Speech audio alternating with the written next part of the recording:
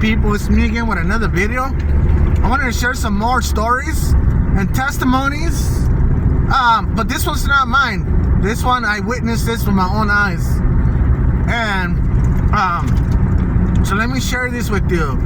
Another testimony, another thing that I seen with my own eyes. So okay, there's this man, right? One second. I gotta cough real quick. There's this man, right? Okay, this man, right now he's in his 60s. But before that, he had a family, a wife, children, everything. Okay, I know this man. So this man, on his 20s, early 30s, he was just partying, drinking, drugs, everything else. So because of that,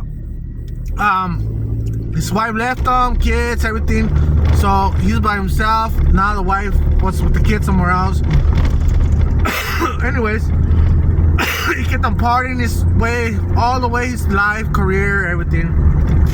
So, one time, years went by, he got a stroke. He was partying too much. So he didn't know how to deal with his feelings.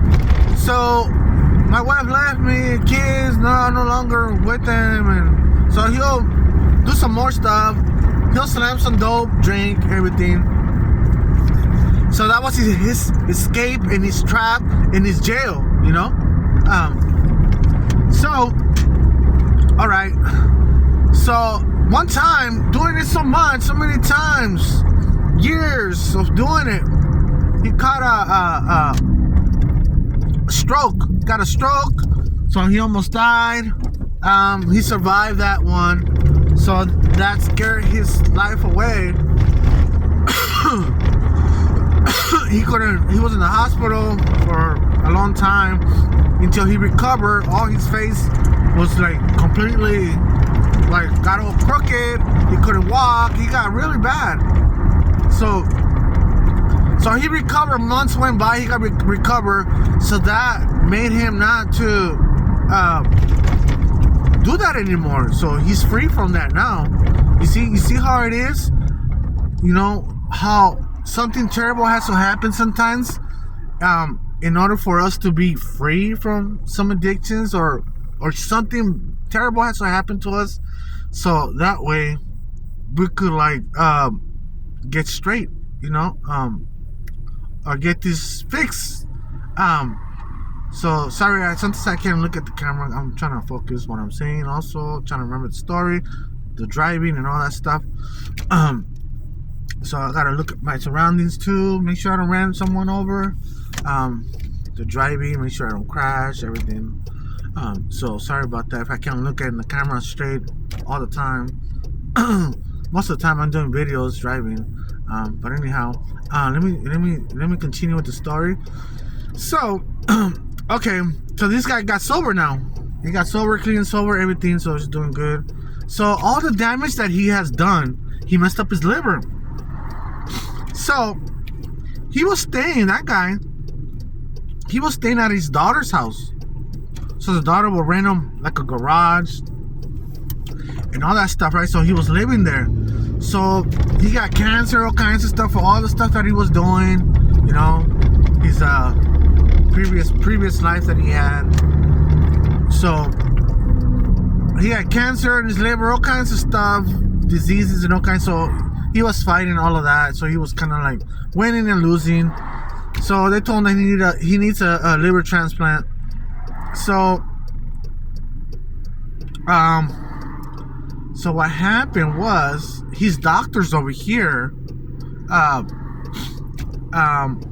not sure if they told him that he needed a liver transplant. I'm pretty sure they did. So you know when you get a liver transplant or something, you have to wait on the list for quite a while, and it takes a long time. So what happened was, let me park right here. So he needed a transplant. So this guy was living right here. He was living right here, and he was like getting some of those. He was having trouble living there. um, having problems with this person, with the daughter. So the daughter was like, you know what, you gotta get out of here. So, anyways, so he got kicked out. He got he went somewhere else with his other family. Um, so he went with his other family. So this guy was like, got kicked out. He got some doctors over there, where he's at now. So you see what I'm trying to get at. See, they set him up for to get his liver transplant. He from this doctor, he left his doctor, so he had to move over here. So he got these other doctors. So these other doctors over here helped him. This guy was in pretty close of dying. Um, if he wasn't gonna get the transplant. So what happened was someone passed away. A young kid passed away. So they called him up real quick. To get the transplant. So they did. So the transplant was successful. Everything else. But you see, if this guy, he wouldn't got into arguments and fights with the daughter. You see, arguments and stuff. I was meditating on that. If he would have never got into fights, he would. If he would have never got kicked out of the house, that's what I'm trying to say. This guy would have died. You see, he wouldn't have got his liver transplant quick enough. He wouldn't, because he was on the list for about a month, less than 6 months, or somebody told me it was a month. I'm not sure. You see, I'm not sure if that's correct. Um, but I know definitely it was less than 6 months. I know it was less than six. I wasn't keeping really track. Um, but this doctors, the new doctors, has helped him um, get the process even going faster. The doctors over here, they just told him that he needs this and this and that. That's it. So they weren't helping him fast enough. So you see, right here, I see that this guy's not ready to go. He wasn't ready to go. He still has amends to do. He still has a little bit of a chance. He has a chance to prove himself to God.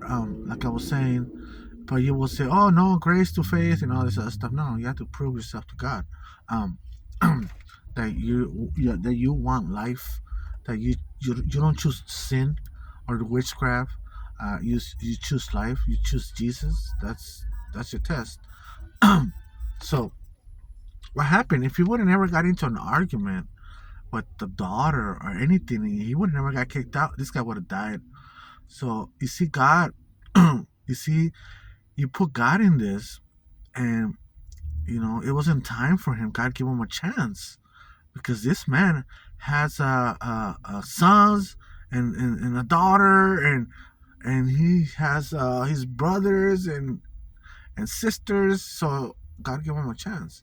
So you see, all this fighting and everything, it was for a cause for him to get well, to get better, to survive.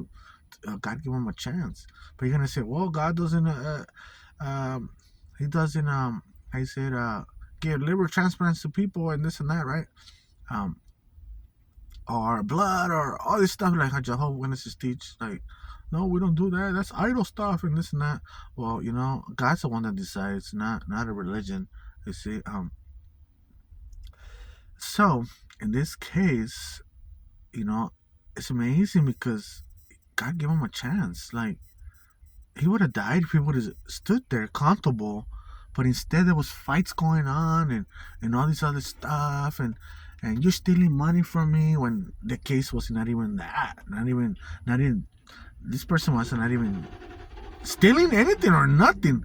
It was just fights that was going on, and I wonder, God can cause arguments, fights, and everything, so things can either go his way, a chance for the person, or destruction for the person. Either way, or destruction just because. So we could like learn something off of it, a testimony or something.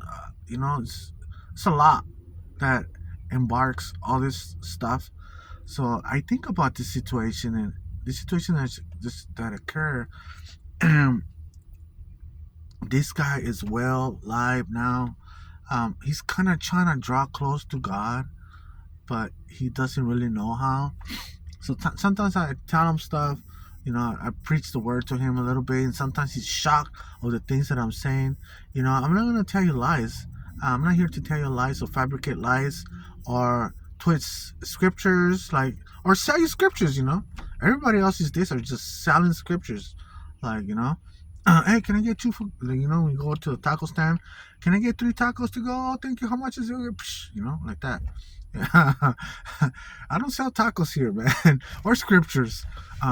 So anyways, so this man is healthy. He takes a lot of pills and everything, and wow, he's alive. That's amazing.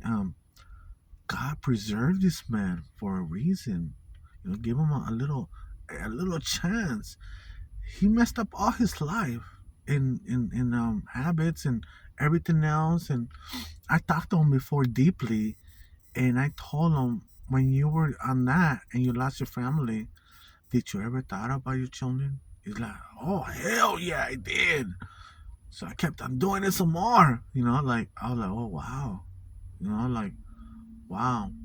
So when you're like that, they see you like a piece of crap. You see, family and everybody else, you don't listen, stubborn, but you see, um, that's the life that he chose. He didn't know how to get out of that life. He didn't know. He never ever went to a meeting or anything, or a meeting. Nothing.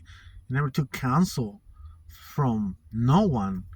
So the only counsel that he got is by him hurting himself, and the hard way. That's the only way, by him getting a stroke and everything else. But yeah, so this testimony, this story is interesting. I'm pretty sure there's a lot of stories like this that sometimes we don't understand why this ugly stuff happens over here for a reason to get to this other side. See, a better side or a worse side, or I don't know. God's mysterious, His ways, and if we search for His ways, we could probably find something that will shock us. you know. All right, this is another story I want to share. All right, bye.